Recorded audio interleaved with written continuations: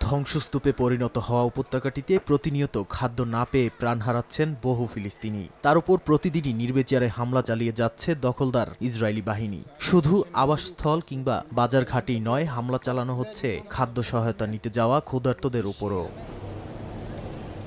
পাল্টা হামাস ও ইসলামী জিহাদ বাহিনী আলাদাভাবে ইসরায়েলি সেনাদের লক্ষ্য করে হামলা চালিয়েছে। এই হামলায় ইসরায়েলি সেনারা হতাহত হলে তাদেরকে সরাতে বাধ্য হয় বলে দাবি ফিলিস্তিনের স্বাধীনতাকামী সংগঠনটির।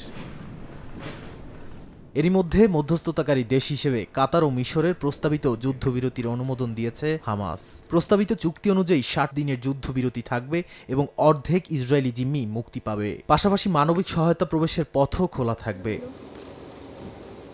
এদিকে ফিলিস্তিনের প্রেসিডেন্ট মাহমুদ আব্বাস একটি অন্তর্বর্তী সংবিধান প্রণয়নের কমিটি গঠন করেছেন। এটি ভবিষ্যতের ফিলিস্তিন রাষ্ট্র পরিচালনার প্রস্তুতি হিসেবে কাজ করবে। একে সাধারণ নির্বাচনের ও জাতিসংঘের সাধারণ পরিষদের সম্মেলনের প্রস্তুতি হিসেবেও ধরা হচ্ছে।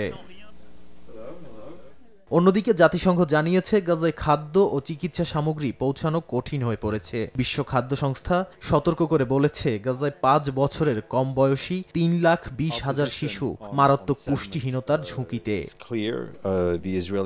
নাদিম মারজান, সময় সংবাদ।